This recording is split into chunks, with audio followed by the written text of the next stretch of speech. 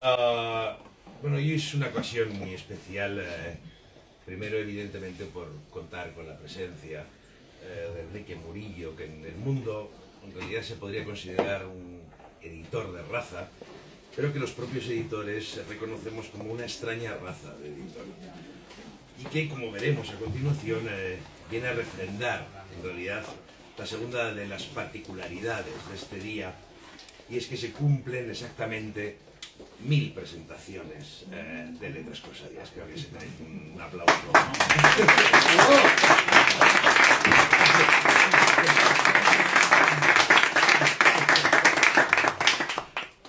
Cuidado, o sea, 1000 son muchísimas en realidad. Si hiciéramos un chiste típico de Amanece que no es poco, diríamos que 1000 es un número tan importante que los ingleses lo llaman thousand.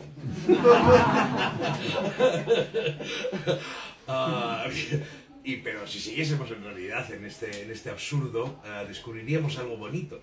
Y es que la etimología de thousand no es precisamente numérica, sino que se refiere a algo grande e infinito, ¿no? Es decir, a partir de las 1000 presentaciones se deja de contar, ¿no? Se deja de enumerar, realmente está ya todo hecho. Letras Corsarias es el espacio, ¿no? Es el lugar, son las paredes que han resistido y que han aceptado la prueba. Letras Corsarias deja en este mismo instante de ser una librería para convertirse en un lugar de peregrinaje. Es la guardería de nuestros hijos, el rincón donde los adolescentes se fuman su primer porro, donde te das el primer beso, donde te gradúas de la universidad, donde consigues tu primer empleo con un salario de mierda, donde te fumas los siguientes 80 porros. Es Letras Corsarias lo que te lleva a China, a San Francisco, y a Berlín, y a Belfast, y a Tamames, que está aquí al lado, por cierto. Es entre estas sillas donde conduces tu coche, es el altar donde te casas, es la cama de tu boda, de tu noche de bodas, y el váter donde vomitas la resaca. Letras Corsarias es la casa en la que vives, pero también tu apartamento en Torrevieja. Es en este rincón donde pones a tus padres para que los cuide otro, y es en este otro donde decides que vas a dejar de fumar porros de una vez por todas. Es aquí donde te jubilas, es aquí donde tus compañeros de trabajo te regalan un reloj y una plaquita donde dice que te agradecen mucho que te vayas a tomar por culo. Y es de nuevo Letras Corsarias la que te lleva a Japón y a Lima y a Tamames no, que no me ha gustado nada, aunque esté muy cerca, y te lleva a Australia y a la India y al Zaire y a Chauen, donde inevitablemente vuelves a fumar porros, y es en Letras Corsarias donde echas la partida con los amigos y te duermes viendo Telecinco, y es en Letras Corsarias donde mueres, donde quieres que te entierren, porque para los demás ha parecido, para lo que para los demás ha parecido una vida anodina y en muchos casos mediocre, te la has pasado leyendo todo el tiempo, y tu vida han sido muchas vidas, no una, ni dos, ni tres, sino que han sido 1000 otras vidas, ¿no? Porque, como hemos dicho al principio, Letras Corsarias es grande e infinita, y por mucho que les pese a Miguel, a María, a Mercedes, a Antonio, a Guillermo y al comandante en jefe Rafa, esto no ha hecho más que empezar, así que podéis empezar a poneros a cavar tumbas por todas. Y para inaugurar en realidad este nuevo espacio, no podría haber nadie que resumiera tan a la perfección una vida llena de lecturas, aunque también una vida leída y ahora además una vida escrita, ¿no? Enrique Murillo es editor, es autor, es traductor y es un libro vivo, ¿no? Es un verdadero placer tenerle aquí. El 23 de abril del año 2000, la Escuela de Escritores organizó una encuesta para resolver cuál era la palabra más bonita del castellano, ¿no? Una encuesta en la que participaron más de 40.000 personas para dictaminar que la palabra más bonita, con un número aplastante de votos, era amor, ¿no? O sea, más de 30 años de posmodernidad absoluta y no acabamos de entender qué significante y significado están a tomar por el saco el uno del otro. Luego va la palabra libertad, la palabra paz y luego vida, y tenemos que esperar a un quinto lugar con un recuento de votos casi ridículo, donde aparece por fin una palabra y no su significado, que es azahar. ¿No? Esto me recuerda a un chiste que dice, ¿cómo te llamas? Y dice, Flor de Azahar. Y dice, ¿eres comanche? Y dice, sí, intercalada. Dice, en fin. Azahar, que quizá, ahora que lo pienso, no haya sido elegida por su aliteración de AES ni por su H intercalada y que probablemente haya tenido que ver con el olor que despide, le siguen a esta esperanza, madre, mamá, amistad y en 10º lugar, porque han votado tu madre y tu mamá y lo han hecho por amistad, aparece libélula. ¿No?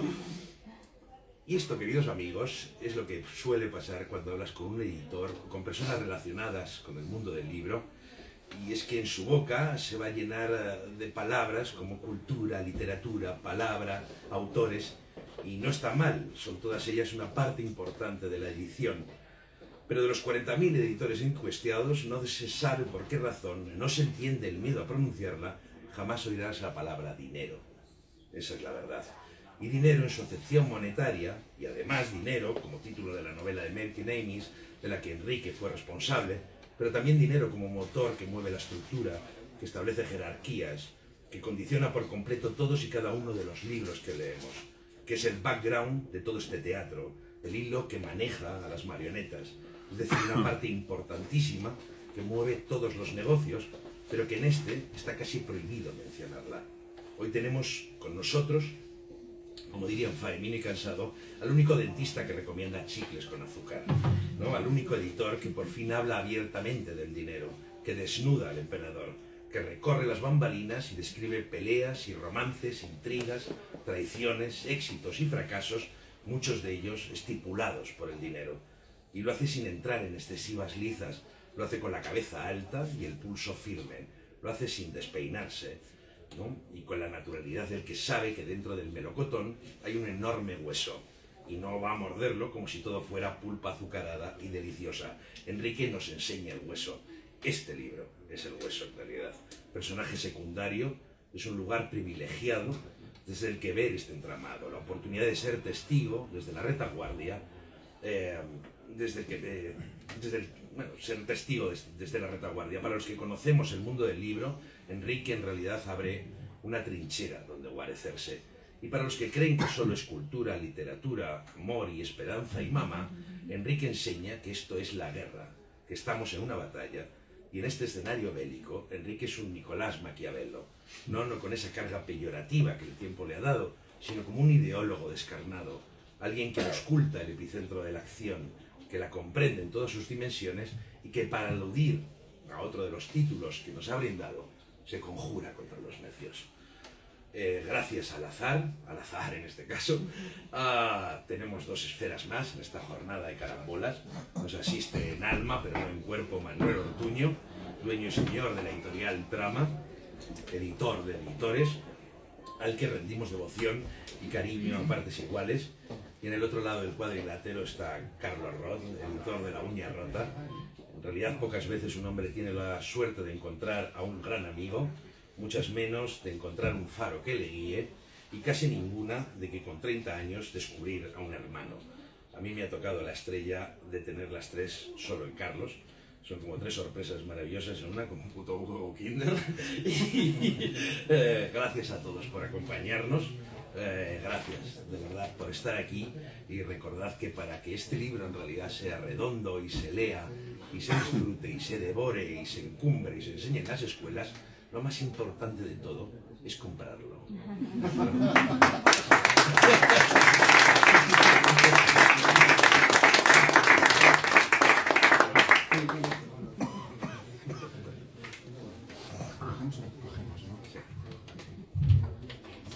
Gracias. En nombre de Manuel Ortuño, que está un poco fastidiado, gracias por haber venido, gracias por estar comprando el libro. A la sorpresa de Manuel, mía y de todos los demás, extrañamente es un libro que se está leyendo, del que se está hablando, y eso para alguien que escribe. Yo difícilmente puedo llamarme escritor, porque soy un escritor muy perezoso, muy perezoso. Para alguien que escribe, digamos, no termina lo que has hecho hasta que encuentra un lector. Y ahora ver que los encuentras, y que incluso algún colega te escribe diciendo te he leído, está bien, no sé quién, no sé cuántos, menudo Javier te has metido, eso también me dicen, pues es un placer. y en mi nombre, gracias a ti, a todos vosotros por estar aquí, y a Letras Corsarias muy en especial. Es muy difícil sentirse en casa fuera de casa, muy difícil. Y cuando eres viejo, como en mi caso, muy viejo, más todavía porque te duele todo.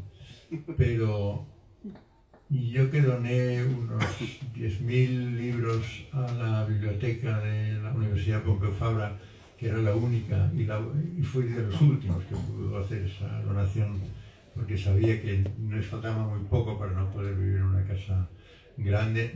Estoy en casa. Estoy en casa. Y esto, Rafa, no sé dónde estás. Oigo la caja, me ha sonado muy bien el sonido. Gracias de verdad, porque entre la gente del libro tejemos amistades instantáneamente, incluso por correo electrónico. Y la que he empezado recientemente con Rafa, primero cruzándonos WhatsApp y luego ya viéndonos y charlando, es de las que sé que durarán lo poco que yo dure, que ya me queda poco, pero eso, estoy en casa. Gracias.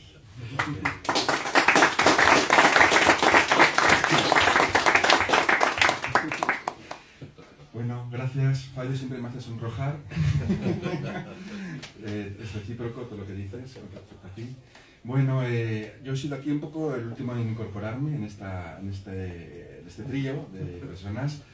En realidad, yo soy aquí el personaje secundario, en realidad, porque estaba pensado como un diálogo entre Fabio y Enrique. Tengo la marca registrada, ¿verdad?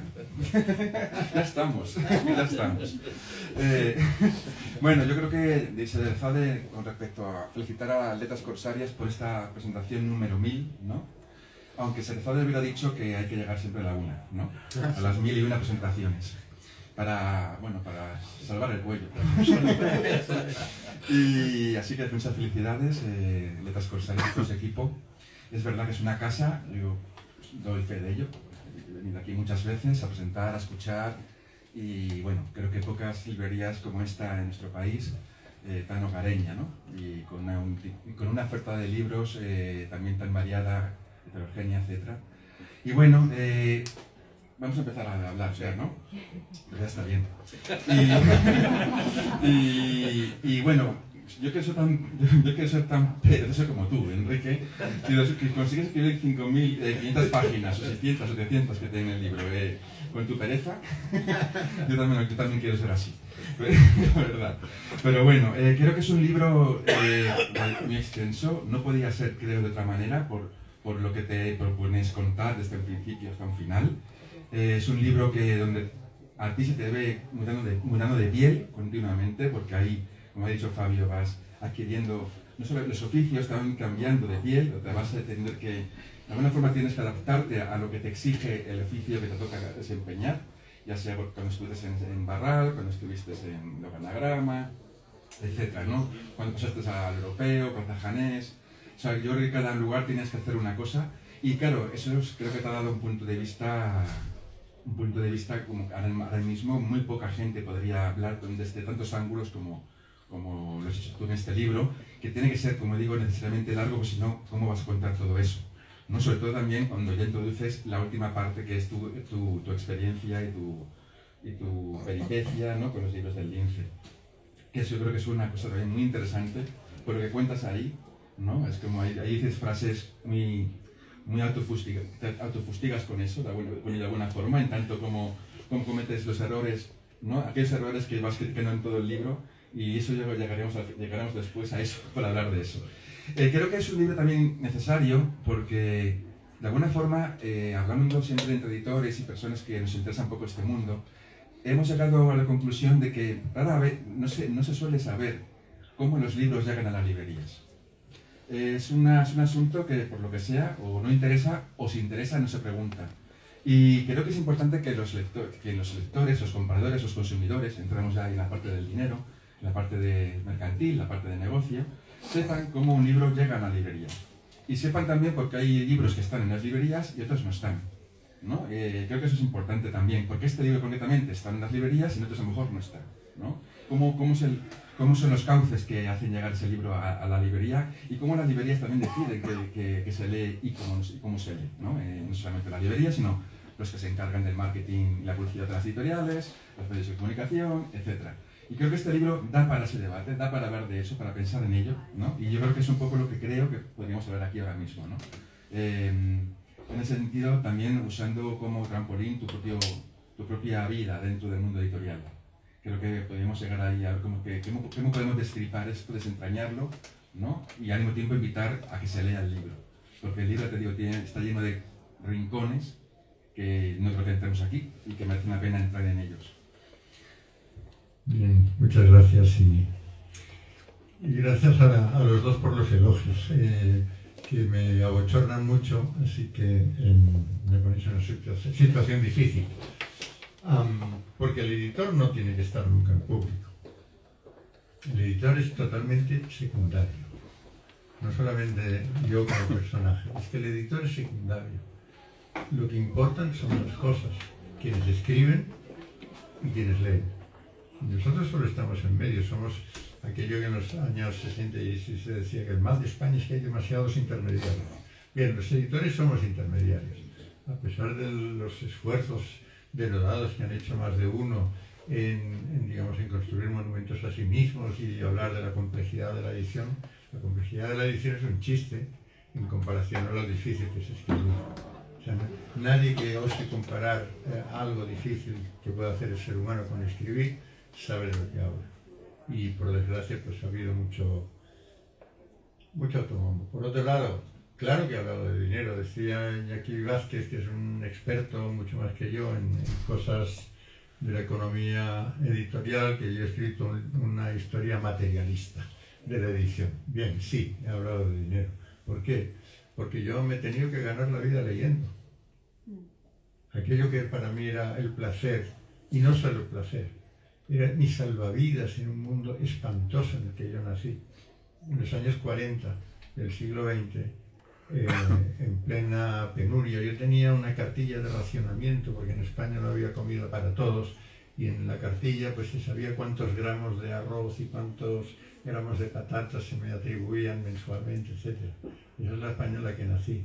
Pero además yo nací en una familia fascista, declaradamente fascista, en donde, digamos, sí, mi padre era un hombre, era buena gente, pero creía que esto de los partidos políticos conducía al mal y este tipo de tonterías que eran, digamos, la ideología política del momento y que a mí me llegaba como filtrada en las conversaciones que se oía en casa, en estas cosas. Para mí leer en este mundo era saber que había una clase de esperanza, que la vida podía no ser una cosa pútrida, triste, desesperante, que a lo mejor podía ser como Guillermo y los conscritos, y hacer cosas muy poco legales o muy poco legítimas o muy poco que más da. Por eso para mí siempre la lectura ha sido, sobre todo eso, un lugar de libertad, un lugar en donde nadie me dice qué es lo que tengo que hacer. Sigo leyendo o dejo de leer. O me ganas escritor o yo me voy. Y un poco así es como ha sido mi vida, poder ganarme la vida. Con eso pues me ha llevado a estar en los lugares en los que menos podía yo pensar que podría haber estado como lector en cierto momento. Pero claro, después de 10 años de trabajar como un hiper precario en Anagrama y pedir que me hicieran un contrato y no me lo hacían, pues claro, me fui a otro lado. Y de un lado para otro, y como soy, y tal cual digo la verdad en este libro, pues la decía en las reuniones de las juntas directivas, así me fue, que me largaron de todas partes. Tengo un récord europeo seguramente, quizás un día de despidos, de multinacionales, pero también de editoriales pequeñas, y seguro que es justificado. Bueno, pero has aguantado, quiero decir, que te despidan mucho quiere decir que has estado ahí. Aprendí en realidad un solo arte, que es el arte de caer de pie. Bueno, antes has dicho una cosa que me ha parecido interesante, Fabio, por favor, sí. Que digo, para no vamos a hacer un diálogo entre los tres, ¿no?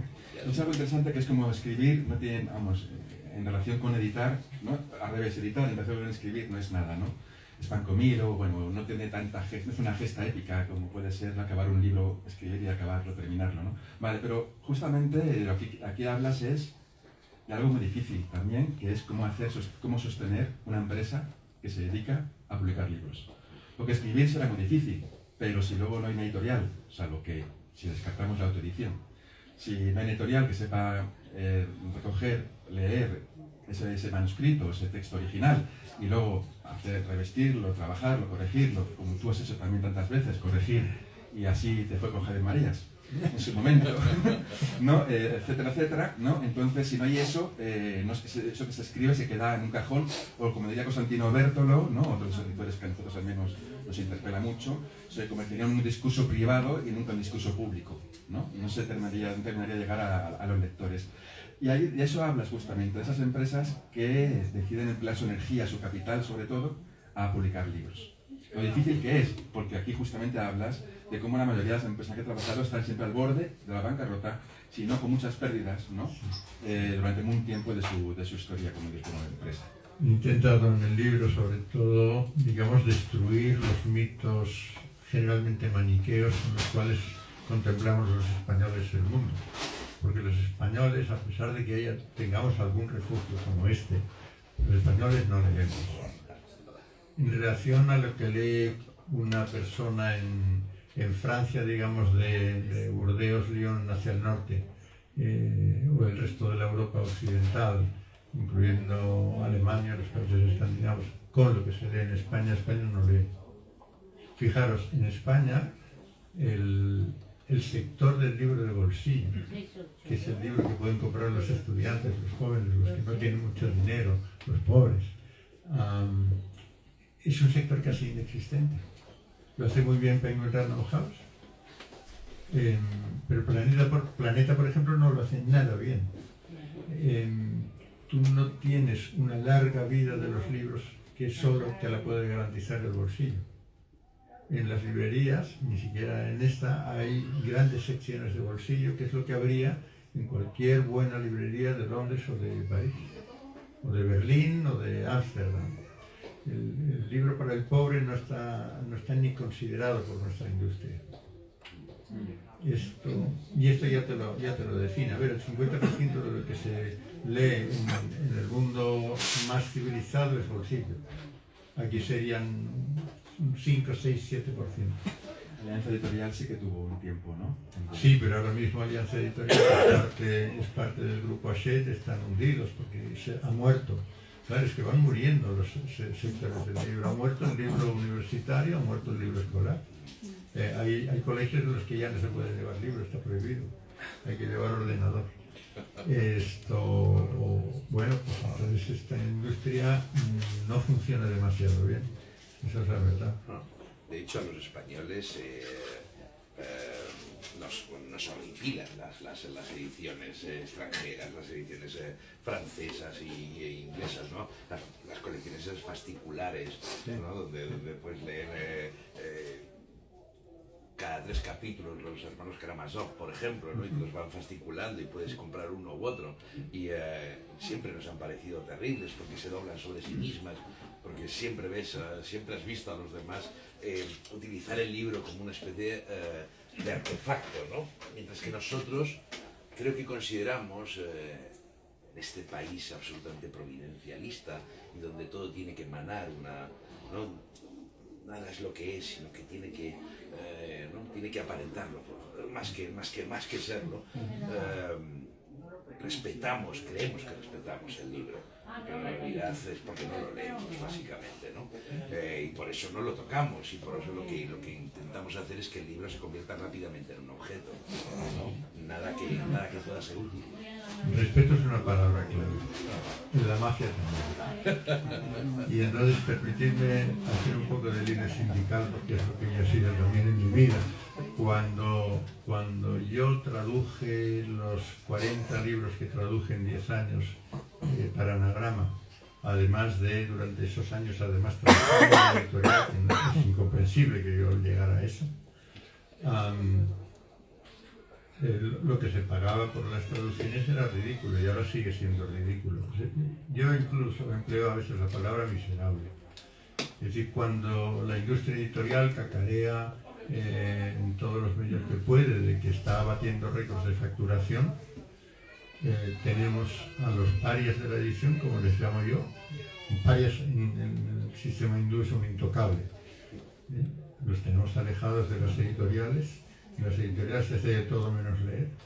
Entonces los que leen, los que trabajan el texto, los que corrigen, los que hacen incluso los textos de contraportada, hasta los metatextos, todo esto, todos son gente de fuera que cobran a tanto la tarifa, que son autónomos, son falsos autónomos, porque trabajan para una o dos empresas como máximo y tienen las tarifas congeladas desde 2010.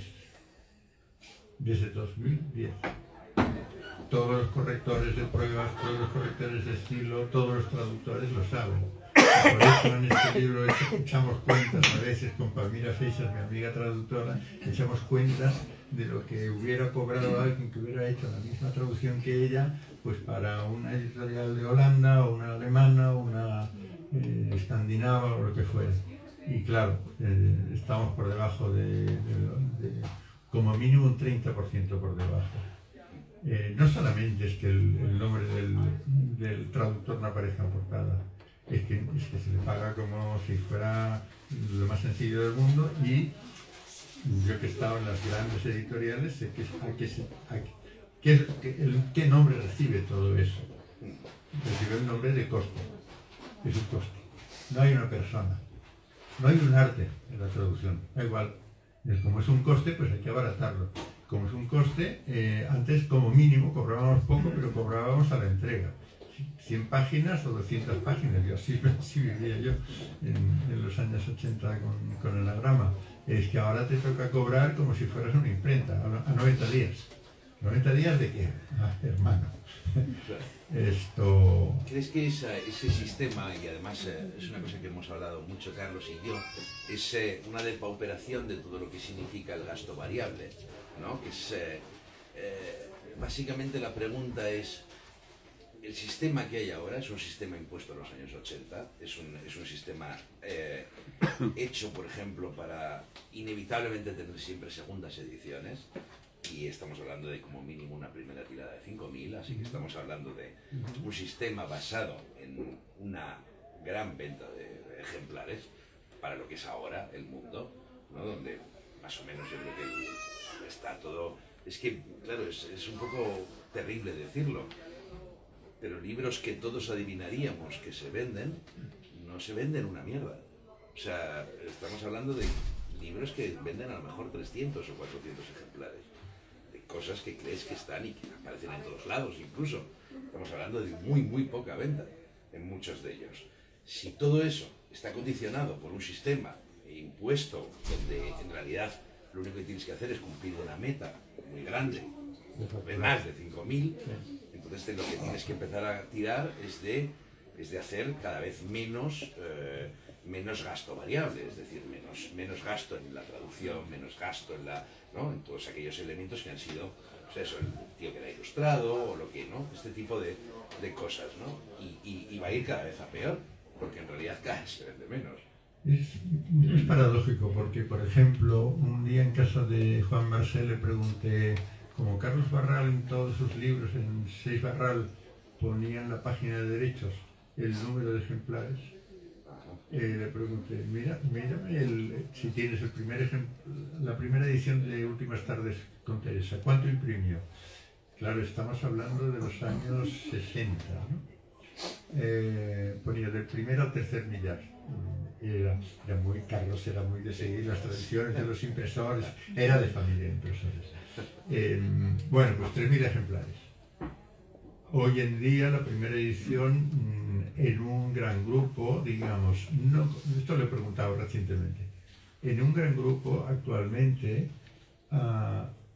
el umbral mínimo de ventas potenciales, porque nunca sabes cuánto vas a vender, el umbral mínimo de ventas que tiene que tener un libro para que sea contratado son 8.000 ejemplares. lo cual quiere decir imprimir 10, 12.000 y tirar mucho papel al río y fracasar el 80% de las ocasiones.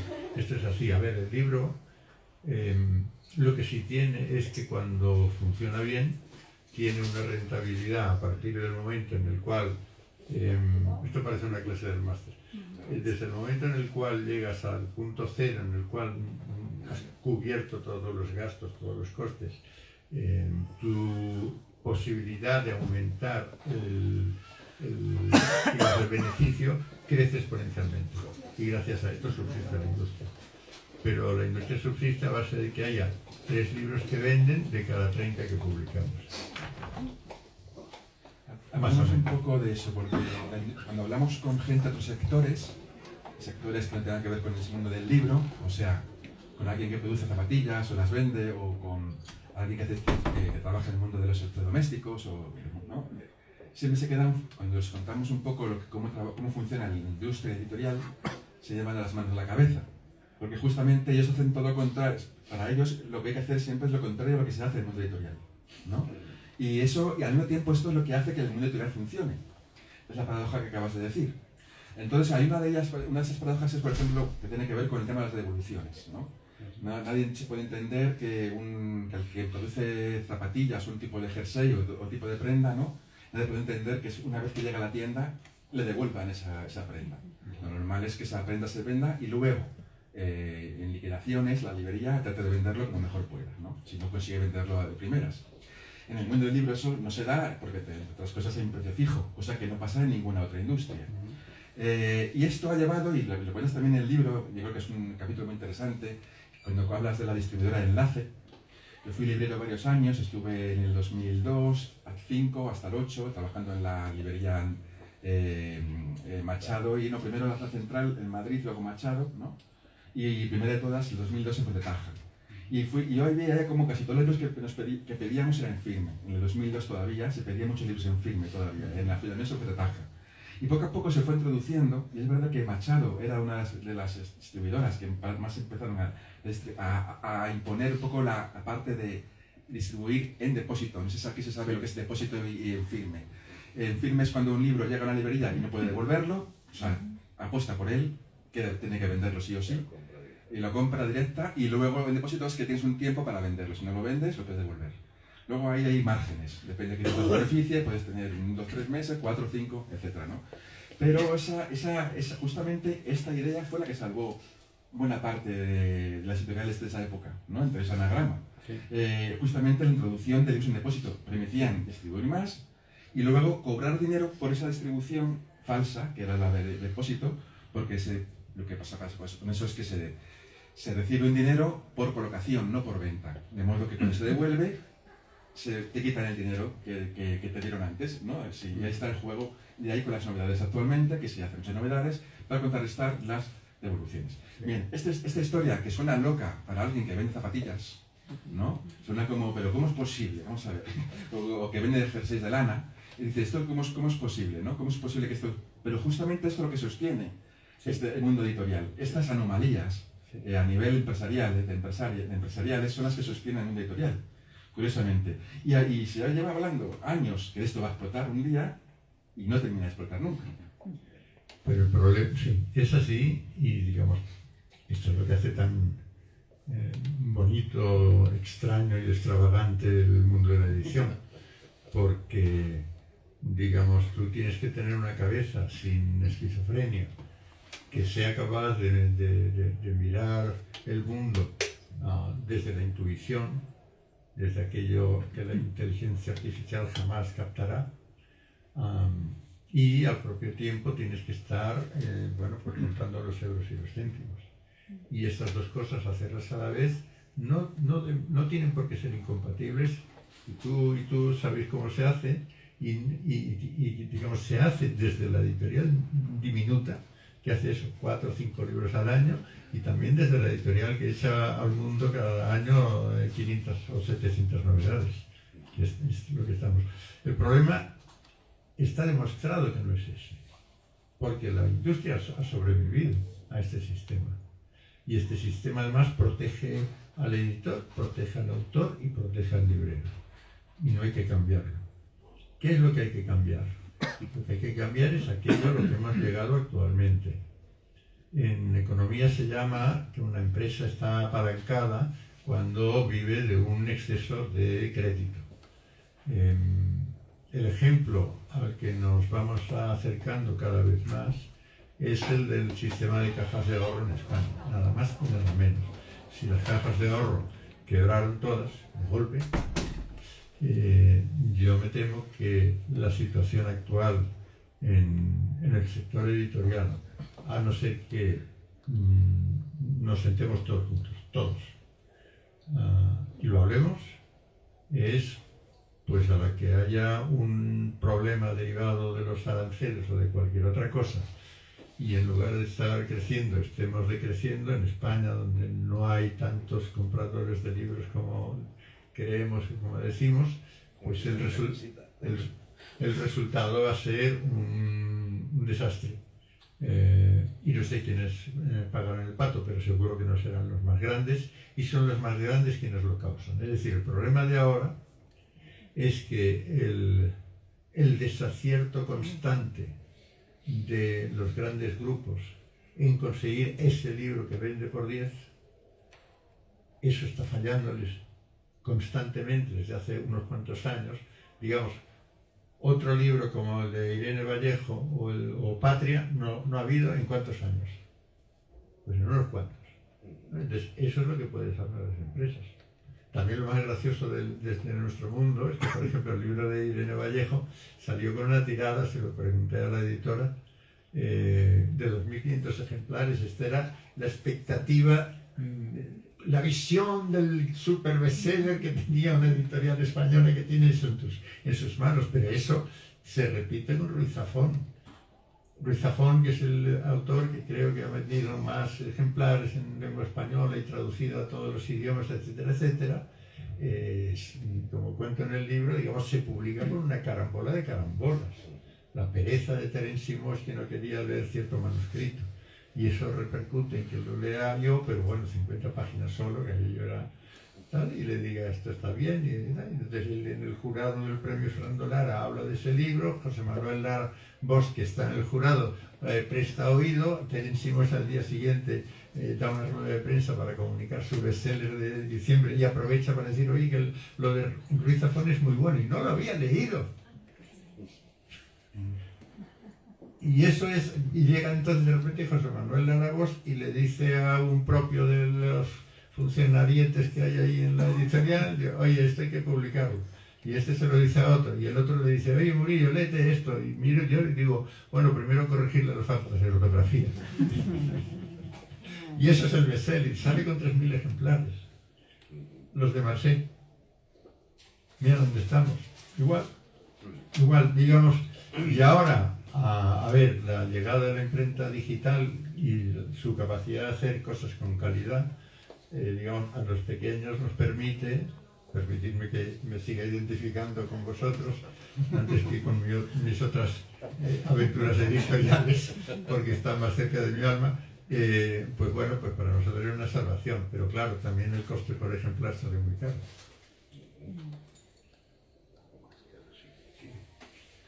Bueno, pero eso que acabas de contar es justamente otra de las particularidades del libro.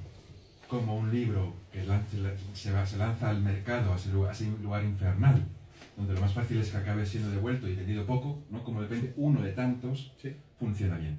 Sí. Eso es una... O como posible, como hablar con Javier Marías, como porque un crítico literario en un programa de televisión, que también pasa en Francia, ¿no? Sí. De repente con un crítico muy conocido habla bien de un libro, ¿no? Y se convierte ese libro de pasar de vender 700 ejemplares a llegar al thousands, ¿no? Entonces, claro, digo, eso pasa en el mundo del libro. Y estas cosas pasan. Y yo creo que estamos acostumbrados porque también está lleno de mitologías, así la historia del libro en castellano y en Europa, en Estados Unidos, sí. La coge de los necios, tú me dirás, sí. Etcétera, más luego también aquello de García Márquez, cuando llegó aquí, como que pasó con 100 años de soledad. O sea, son justamente esos libros lo que dan mitología, lo que dan... Claro, o sea, si hablásemos desde el punto de vista del dinero, diríamos que esos libros son que te ha tocado la lotería, ¿no? Pero tal y como contamos la vida del libro, diríamos que el que gana la lotería es el mejor matemático. Porque, y sabemos que no es cierto. y sabemos que no es cierto. El factor azar Durante- sigue siendo... Durante todo el tiempo, incluso ahora mismo, parece que el editor es el que tiene el olfato de conseguir ese libro, cuando en realidad no tiene ni la más remota idea. Y todos en el gremio sabemos perfectamente que no tiene ni puta idea, y que jamás un bestseller y jamás nada de estos grandes libros han sido precocinados muchas veces. Ni siquiera, o sea, sabes perfectamente que tienes una pequeña injerencia sobre ello, que lo reseñen, que aparezcan en las marquesinas de todos los autobuses, Que lo lea Obama. que lo lea Obama. Muchas Porque veces... que lo lea Trump es imposible. No se ha dado de momento, no se ha dado.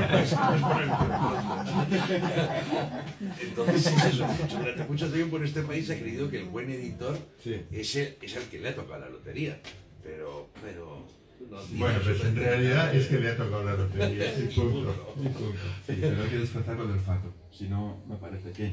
Aquí dices un momento en la página 297, dices, durante casi 15 años trabajé en grandes empresas del sector editorial.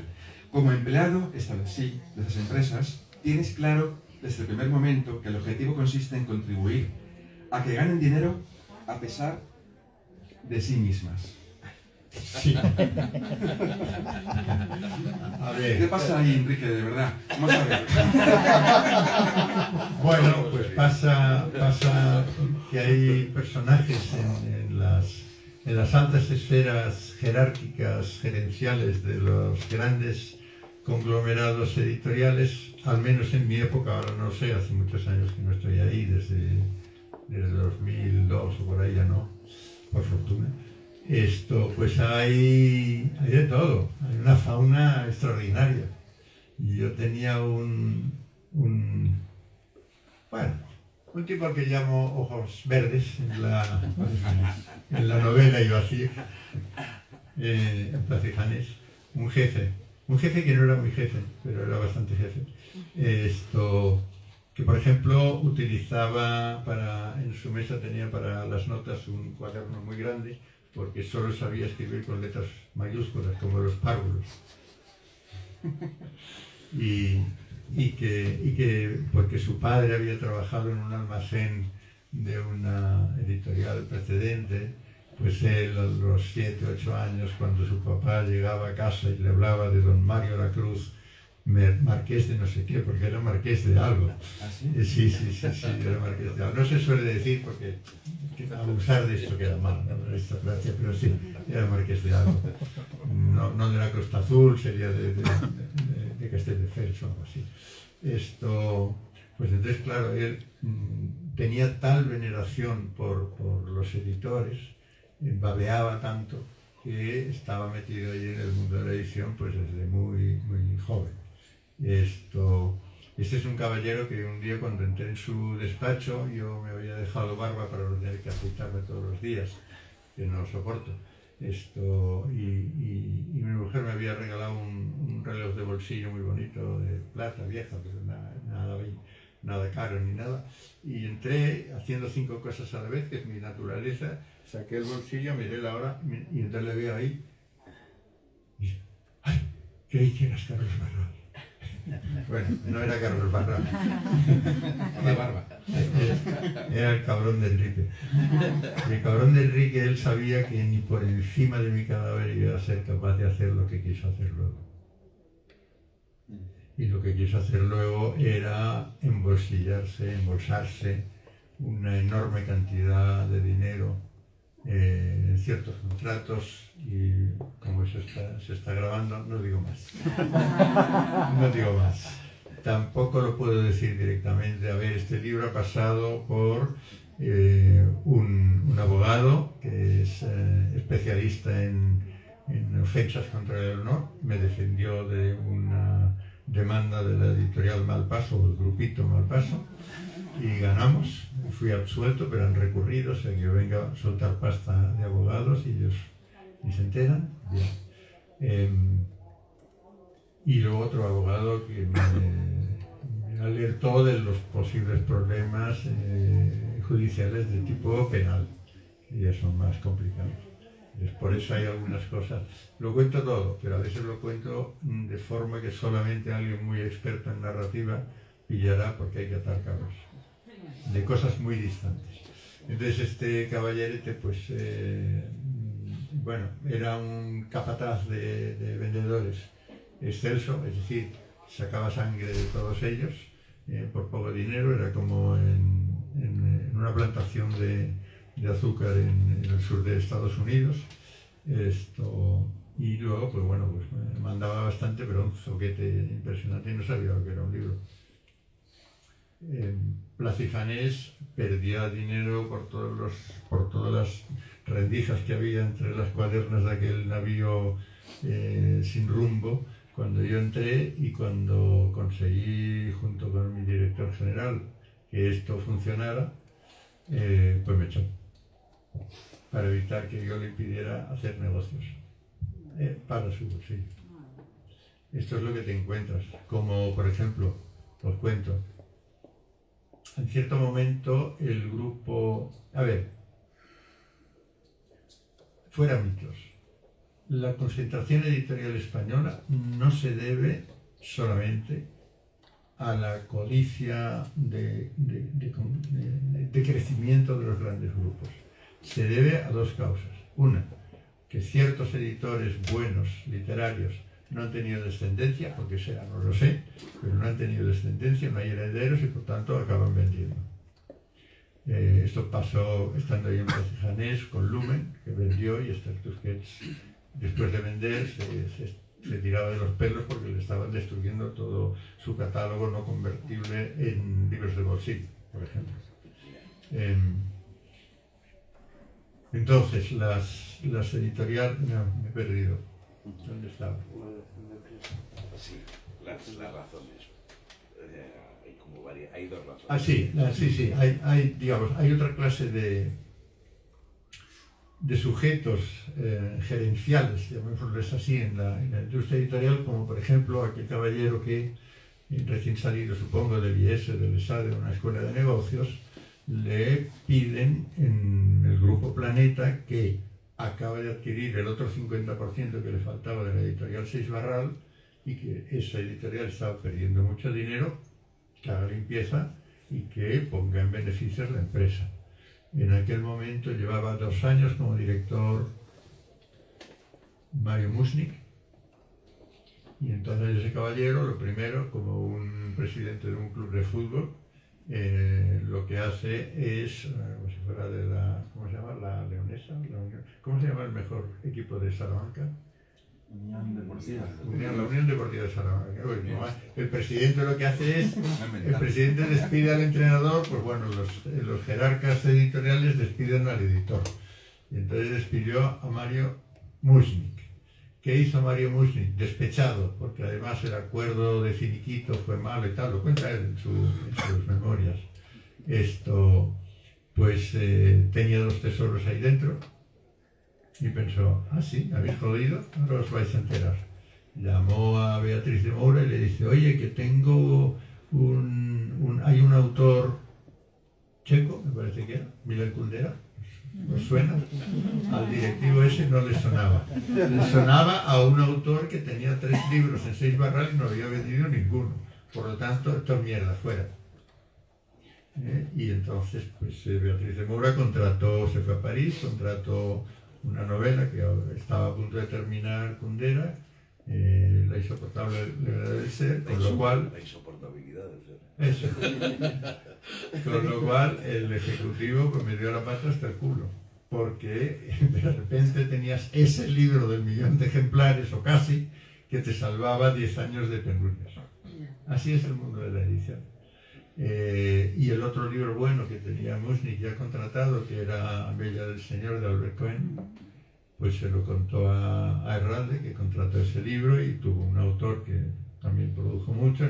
No vendió lo de Kundera, pero vendió razonablemente bien durante unos cuantos años y unos cuantos libros.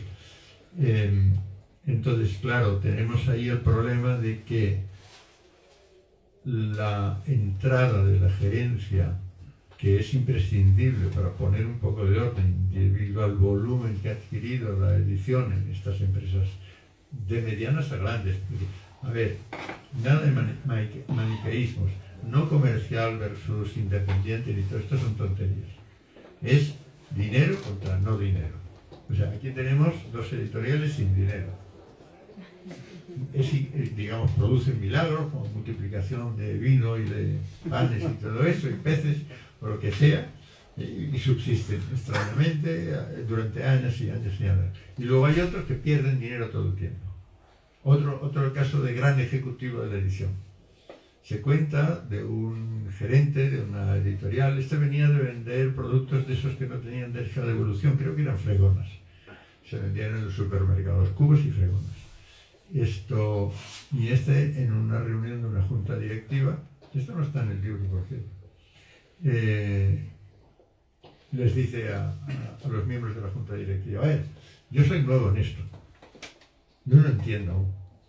Vosotros que lleváis tantos años aquí, ¿me podéis explicar, por favor, por qué los escritores que no hacen nada ganan tanto dinero y nosotros que trabajamos sin parar estamos perdiéndolo todo el tiempo? Esta es la lógica. Esta es la lógica de la gerencia.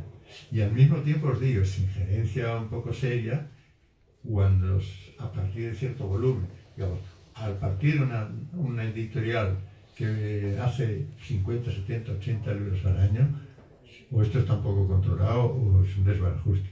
Es muy complicado. Sí. Yo creo que hay una cosa interesante de toda tu peripecia, todo tu periplo, toda tu trayectoria tan larga, ¿no? Que es como la edición ha ido cambiando, ¿no? Ha ido cambiando.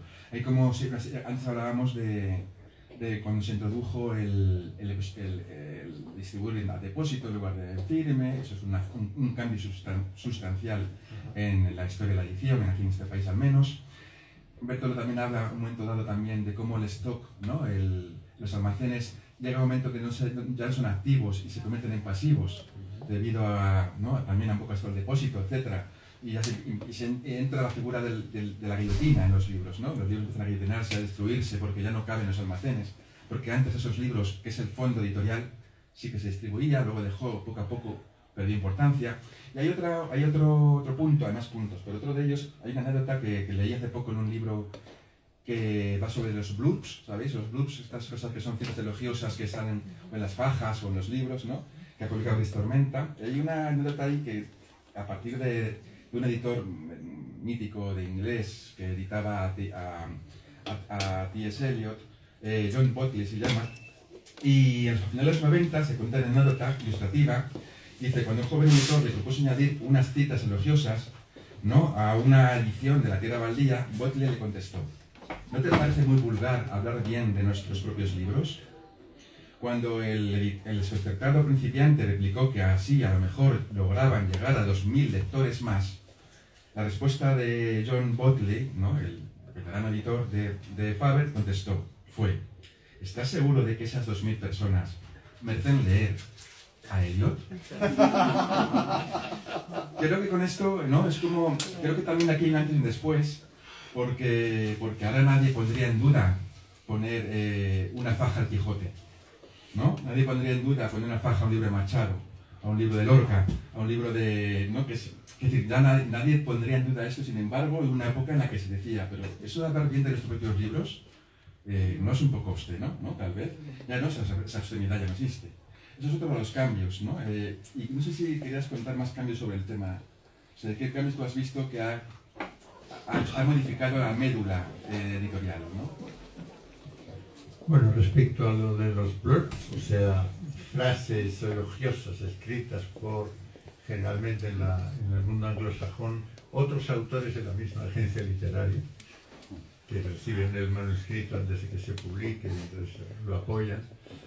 Mira, yo en general soy en todo muy poco puritano. El puritanismo lleva a la cancelación, sea de lo que sea. Creo en pocos dioses. Entonces, yo creo que está bien todo lo que hagamos para que nuestros libros funcionen bien, mientras no sea una deshonestidad. Yo creo que yo acabo de escribir un libro, he escrito otros 4 que están todos descatalogados, naturalmente. Yo soy muy perezoso escribiendo, esto ha sido otra cosa. Yo siempre, mi lema ha sido que escriban los otros. Esto es demasiado difícil para mí. No, yo creo que todo lo que hagamos para que los buenos libros que hacemos tengan lectores es bueno. Es bueno. Mientras se haga con honestidad, pero no estoy en contra de hacer lo posible. A ver, mi padre era vendedor. Yo aprendí cómo trabaja un vendedor, por lo tanto sé cómo trabajan los comerciales de mi distribuidora y por lo tanto sé lo que hay que hacer para que sepan contar un libro mío que yo sé que puede vender si se lo cuento a ellos adecuadamente en las juntas estas que se hacen semestrales o trimestrales o lo que sea. Yo creo que esto tenemos que hacerlo. Y más en un país sin tradición lectora, insisto. Mirad, habéis leído bueno, hay titulares en la prensa de vez en cuando sobre, digamos, las costumbres lectoras de los españoles. La última encuesta me llamó mucho la atención porque hablaba de que en España ya tenemos un 60% de lectores frecuentes. Digo yo, Rafa, ¿tú lo has notado? Este aumento de lectura frecuente, ¿se nota en la librería? ¿Mucho? ¿Has multiplicado por 3 tu facturación? No. A ver, entonces, bueno, yo soy también periodista y amo la verdad y me gusta levantar alfombras. Ok, pues entonces te miras la letra pequeña de la encuesta en la página web del Ministerio de Cultura, que es difícil llegar ahí, te tienes que poner las gafas, ampliar pantalla, etcétera, etcétera, y por fin llegas a un punto donde te explican qué es lectura frecuente según esta encuesta. Es muy interesante. Un lector frecuente en España se considera frecuente con que lea un libro cada 3 meses. Teniendo en cuenta que en las encuestas todo el mundo en España miente para quedar bien. O sea, nada. Porque claro, a ver, ¿qué libro es el que más ha vendido así como de los últimos 3 años? Pues el Premio Planeta de una señorita que al parecer presenta un programa en Antena 3 Televisión. Sonsoles algo, vale. Sí, seguramente habrá vendido medio millón de ejemplares. Ese libro tuvo una crítica feroz, voluntaria y espectacularmente feroz de Jordi Gracia en Babelia. Y vendió más de medio millón de ejemplares. O sea, ¿en qué país estamos? Entonces, cualquier cosa que hagamos para que un buen libro, en el océano que es una librería, cada libro es una gotita, alguien se fije en él. Pensad que aquí los libros se clasifican de una forma pensada por el librero. Entrad en los supermercados del libro, que ahora se llaman Casa del Libro, no sé qué. Esos que van con mandiles, los dependientes. Y pone, por ejemplo, bueno, igual en el Corte Inglés, pone los más vendidos. Los más vendidos no es los más vendidos, son los que el librero quiere vender. Para estar en los más vendidos, el editor paga aumentando el descuento que se queda el librero por cada ejemplar vendido, paga con cash, paga de diversas maneras. Entonces, en el terrible desierto de lectura que es España, yo insisto, yo creo que hay que hacer lo que se pueda para conseguir lectores. Pero vamos a hablar de eso también, porque tú, de alguna forma en el libro hablas de ello, dices que fuiste el artífice de aquello que se llamó nueva narrativa española. Sí, la etiqueta me la inventé yo, sí. Y el pseudo-manifiesto también. Y justamente esa nueva narrativa española, hablamos de los 80, 90 principios un poco, ¿no? O sea, 80 llegó un poco más adelante, incluso llegó más, ¿no? Incluye una serie de autores y autoras, que aquí podemos nombrar, no sé, la Estela Rosa Montero, Muñoz Molina, Pisón, no sé... Cristina Fernández Cubas empieza en 1980, Leopoldo Panero también en ese año, ambos publicados por Beatriz de Moura. Antes había sido Eduardo Mendoza, algo de continuidad con Juan Marsé teníamos, pero digamos es un movimiento literario no organizado y sin manifiesto que se produce en torno a los años 80 por causas literarias. Hay una nueva generación de escritores, de los cuales los más viejos eran Álvaro Pombo y Javier Tomeo. Los más jóvenes eran Vilamatas Pisón, que incluye muchísima gente, de tipos de narración muy diferentes, que son sobre todo novelistas, que en un momento determinado abjuran de las tradiciones de costumbrismo y casticismo y antinarratividad que son propias de la literatura española. Son libros de escritores, no de narradores. Y eso coincide exactamente en el tiempo con la llegada de los nuevos narradores de Inglaterra, que son Martin Amis, Julian Barnes, Ian McEwan, etc., por un lado, y en Estados Unidos Richard Ford, Tobias Wolff, etcétera, etcétera. Todo esto coincide en los años 80. Y lo que ocurre en España, por vez primera en muchísimo tiempo, hay una coincidencia temporal con movimientos no hispanos, sino europeos, mundiales. Eso para mí tenía un valor importantísimo. Yo era uno de los escritores que estaban ahí y me encontré con una extraña circunstancia. A partir de haberle recomendado a Herralde que publicara La Conjura de los Necios, que él no iba a publicarla porque le parecía que la traducción era carísima y tenía que serlo, claro, era muy largo el libro, a pesar de lo mal que pagaba las traducciones. ¿Traductor fuiste tú? No, fue Álvarez Flores y creo que Ángeles, su mujer también, pero muy buena traducción. Coincidió que de repente se pensó que no era necesario hacer una cosa hipervanguardista y aparentemente heterodoxa, como estaba haciendo, por ejemplo, con esfuerzos denodados Juan Goytisolo, que venía del realismo social, entonces para disimularlo hacía así un poco a lo Telquer para que quedara más moderno. Hasta Camilo José Cela escribió una novela moderna que se llamó Cristo versus Arizona, ¿no? El monólogo interior. Bueno, llevábamos casi un siglo de monólogo interior, como moderno no acaba de serlo. Digamos que de repente hay una generación que entiende que para lo único que sirve la novela, que es para entender por qué es el hombre incomprensible, que es lo único por que se escribe, si se escribe en serio, tal vez la narración era un buen instrumento. Y esa narración podría estar basada en cualesquiera clase de fuentes.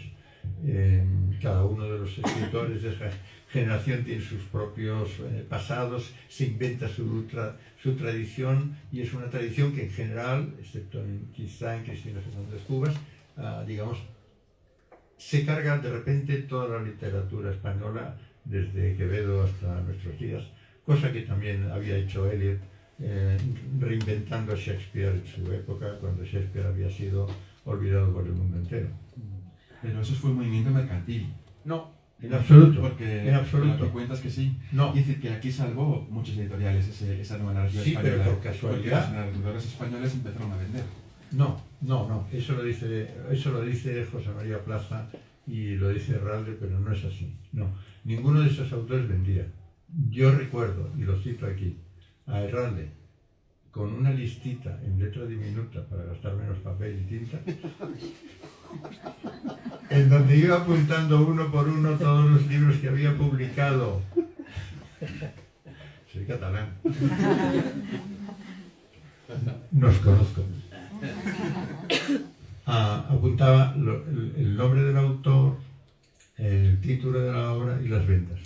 Y yo, no sé por qué, llegué a la mesa y lo vi, y entonces tenía todavía buena vista, y era miserable las ventas.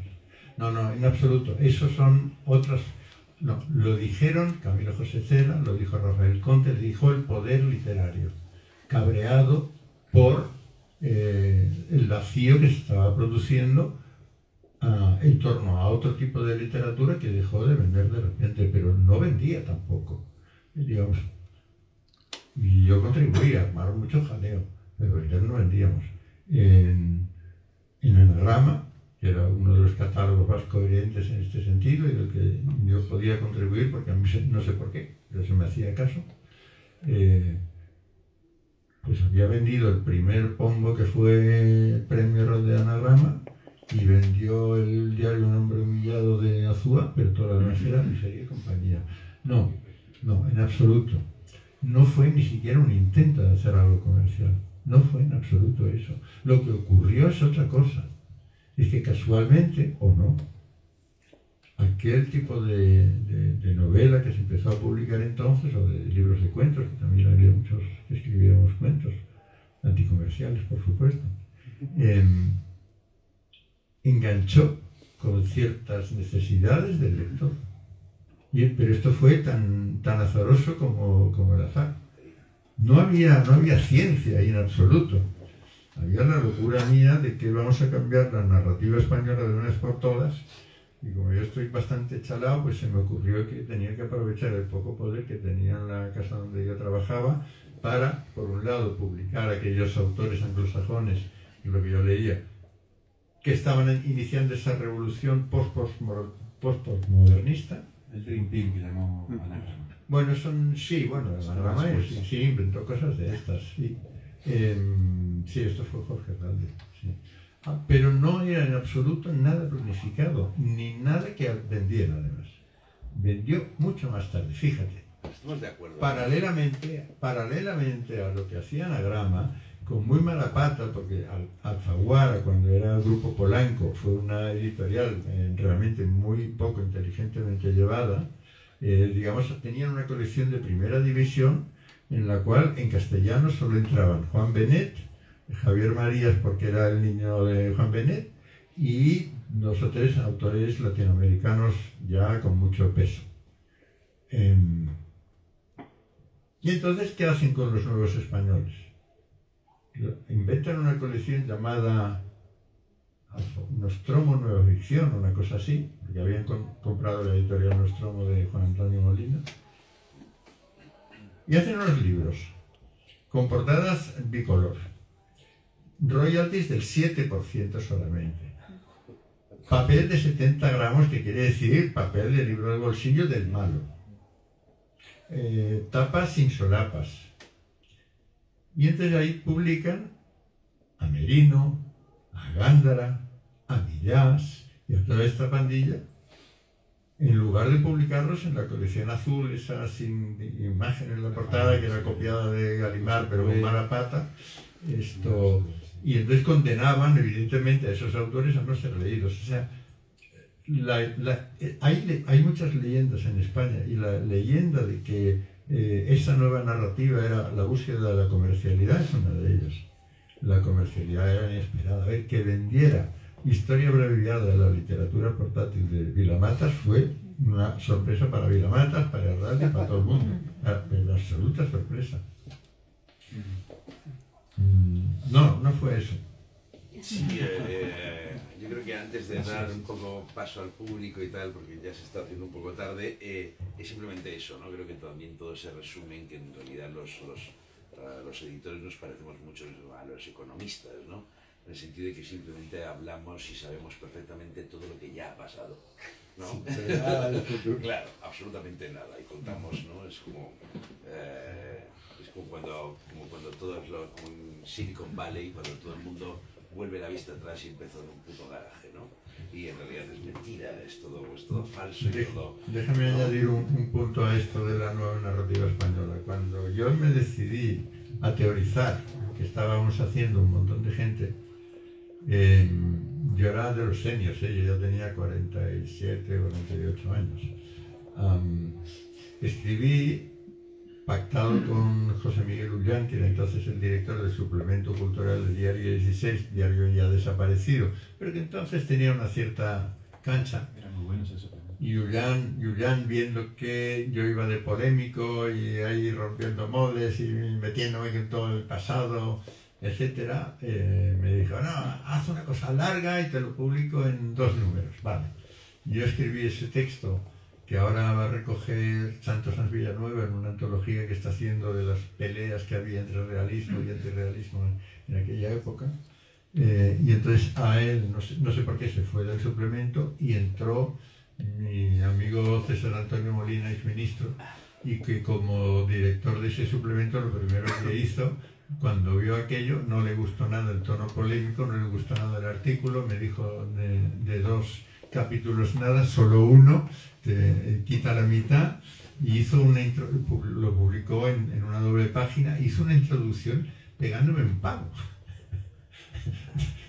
Atacando lo que yo hacía por estar tocando a ver quiénes eran los poderosos de la literatura en aquel tiempo, pues Torrent de Ballester, Camilo José Cela todavía, Umbral y toda la pandilla, y entonces, bueno, por ejemplo, Cela se inventó que había unos novelistas del PSOE. Claro, podríamos decir, era un novelista de Franco, ¿no?, que había contribuido al golpe de Estado desde antes de que se diera, etcétera, etcétera. Aquí hay una frase que ya acabará acabando, que tiene que ver un poco con esto que dices, ¿no? Que ya cuando hablas de los libros del Lince, en la página 501, dice: siempre que te adelantas más de la cuenta, la sociedad responde no enterándose de lo que haces. Tú dices a propósito de que el libro que se publicó, el libro del Lince, sobre la eutanasia, ¿no? Es cuando estás intentando sacar del pozo de la editorial y encargas este libro, que nunca se haya publicado un libro todavía sobre la eutanasia en España, ¿no? Y dices esta frase. Sí. Nos comimos la edición entera, creo que vendimos 100 ejemplares. Y yo creo que entonces yo, de un libro en español sin traducción, pues seguramente imprimí 1500, una cosa así. Y bueno, ahora hubiera impreso en una digital 900 o 800, claro. No, nos comimos pero esto me ha ocurrido millones de veces, sí. Si corres demasiado te encuentras solo y dices, ¿qué pasa aquí? A veces llegar el primero es muy parecido a llegar el último. Sí. Muy bueno. ¿Hay alguien que quiera hacer alguna pregunta? Sí.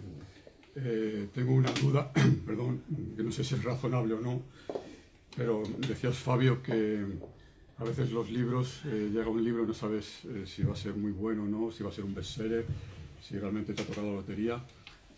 Entonces me pregunto, cuando alguien lleva un libro a una editorial y el editor lo ve y te dice, tienes que editar esto, tienes que reescribir esto, entonces, te quiero decir, lo acepta bien el escritor. Me imagino que un escritor novel lo aceptará bien, pero un escritor a lo mejor un poco ya, digamos, consagrado, también se le hace eso, decir, oye, esto no va a funcionar así. Es que no sé cómo funciona eso. De editor. Yo, por ejemplo, soy un editor un poco intrusivo. Soy yo no modifico, por ejemplo, las cosas, no modifico tanto las tramas, no. Yo creo que no existe tampoco el editor que quizás sea un editor americano, un Schuster, una cosa que diga, pues, quítame este capítulo y ponme más sexo, o no, que vamos a vender más, o ponme a una tía, ¿no? Este tipo de cosas. Pero en realidad yo creo que hay un mito sobre ese tipo de cosas, ¿no? Creo que no hay una injerencia tan grande por parte de los editores sobre las obras. ¿Quién habla de que sí? Yo tampoco. De que él es de los que... Sí. Es que leí una entrevista que decías leí una entrevista que creo que decías, sobre Atrapiello, una vez, no sé si, creo, ¿no? No sé si era la entrevista tuya, porque leo muchas cosas. Era con Trapiello, es que no me acuerdo. A Trapiello le pedí que cambiara el título de una novela que había presentado al premio Placijanés. Él era colaborador de Babelia cuando yo estaba allí. Yo, por cierto, no le llamaba esa tontería de Babelia, lo llamé Babel. Ese era el título, pero me lo cambiaron. Y otras cuantas cosas. A ver, en España tenemos una tradición derivada del romanticismo francés que entiende el trabajo o la labor del escritor de acuerdo con la teoría platónica de estética, y como el escritor ha sido directamente inspirado por Dios y no es más que un portavoz de la voz divina, entonces a Dios no se le tocan las líneas, ni las palabras, ni nada. Yo aprendí el trabajo de editor en un pub inglés cuando trabajaba allí, porque por casualidad tenía compañeros de trabajo en la BBC que eran escritores, y una vez coincidí con el autor y su editor, y mientras nos bebíamos las correspondientes pintas o medias pintas, digamos, hablaban de no cómo hacer el libro más comercial en absoluto, sino cómo has dejado de ser fiel a tu propio proyecto.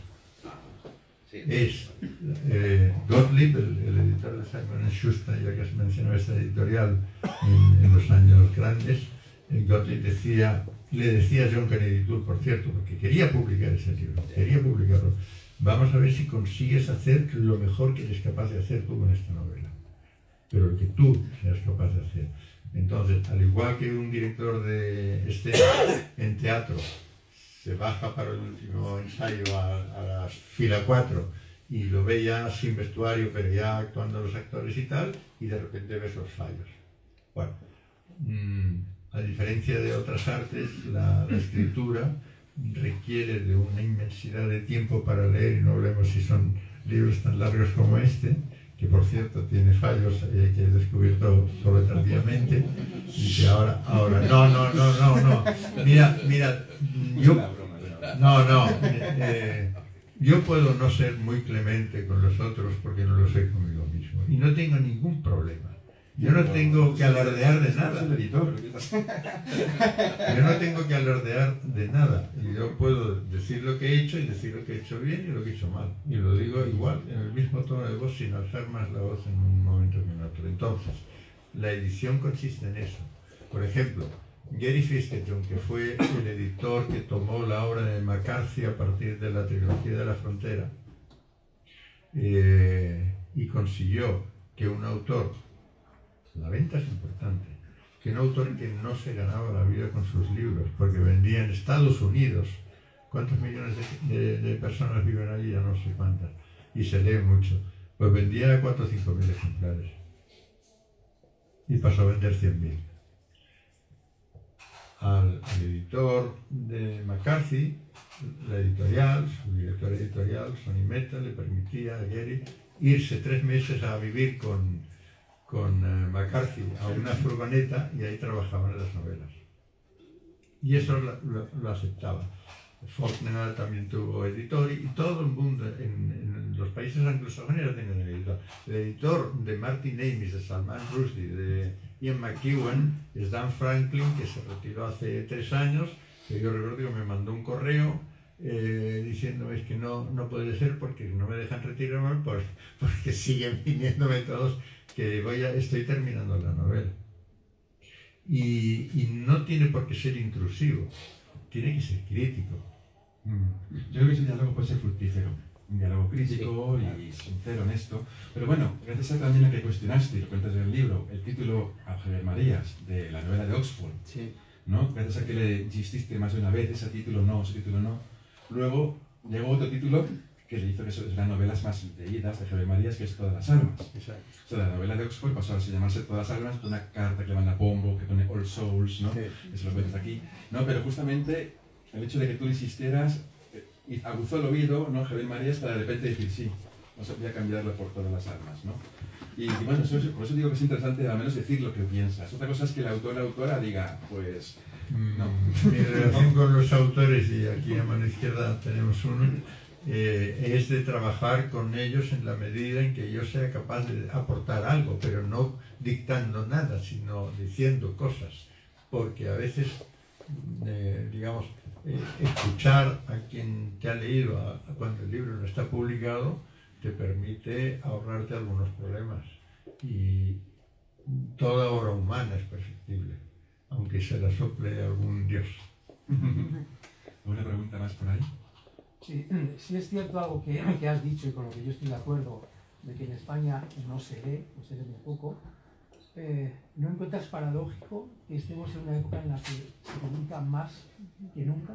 ¿Cómo es posible? Es exactamente así. Que se publique mucho y se lea poco. Y hay una explicación, es una explicación económica, y tiene que ver con digamos, cierta inercia que tiene la industria y cierta necesidad de ocultarse la realidad a sí mismos, que tienen sobre todo las empresas estas, que los que están ya en 50, 60, 70 libros para arriba al año. Como decía antes, son empresas que están apalancadas, digamos, al haber tanta devolución, la rentabilidad no es que sea baja, es que empieza a ser negativa, y la única forma de tapar el problema que han producido las devoluciones del mes pasado es aumentar las novedades del mes siguiente. Es tal cual. Yo esto lo deducía, pero se lo consulté debido a que estuve durante 20 años en el máster de edición, invitaba a todo Cristo a dar conferencias de apertura y clausura al inicio y al final del máster. Por lo tanto, tengo relación con directores generales, que todavía no me han retirado la palabra, ahora quizás sí, pues con una de estas personas de alta dirección le consulté si era una hipótesis loca y no dice, no, es que es exactamente esto lo que está pasando. Y digo, ¿y qué pasa? Pues pasa que fijaros, estamos en la situación gravísima para los creadores españoles que nos encontrábamos cuando en 1982 empieza el Premio Herralde de Novela. En ese momento, Álvaro Pombo tenía en los cajones de su mesa, habiendo publicado ya 2 libros, uno de poesía y uno de relatos, 4 novelas. Una de ellas que era la pura desesperación de un escritor como Álvaro Pombo, porque yo iba recibiendo los manuscritos que iba presentando al primer Premio Herralde de Novela, y uno de ellos llevaba el tampón de presentado al Premio Planeta. Y encima, ¿qué hizo Álvaro Pombo en su locura permanente y su ingenuidad que conserva a los 90 años y que sigue muchos años? Consiguió una trama desesperadamente comercial, que era un grupo terrorista que decide matar al rey de España. Fijaros hasta qué extremos llega la necesidad que tiene un escritor de ser leído. Porque él tenía dinero de familia, no tenía problema de dinero, pero quería ser leído. Y entonces esa desesperación de escribirse una novela la mandas al Premio Planeta. Bueno, esto era en los años 80 comienzos. Ahora, autores que tengan libros en los cajones de su mesa, que ahora serían carpetas en su ordenador, es desesperante. Es desesperante. Cuando llevas 4 o 5 años escribiendo, ningún libro se publica, nadie te hace ni caso, envías correos electrónicos y la respuesta es 0 respuesta. Nada. Nada. Los editores estamos demasiado ocupados para pensar en las tonterías que escribe la gente. Cuando le preguntan a Cassirer que por qué escribe, dice, bueno, yo lo que ya no hago es leer, pero lo que sí pienso es que quizá alguien me lea a mí. Bueno, muchísimas gracias a todos por venir.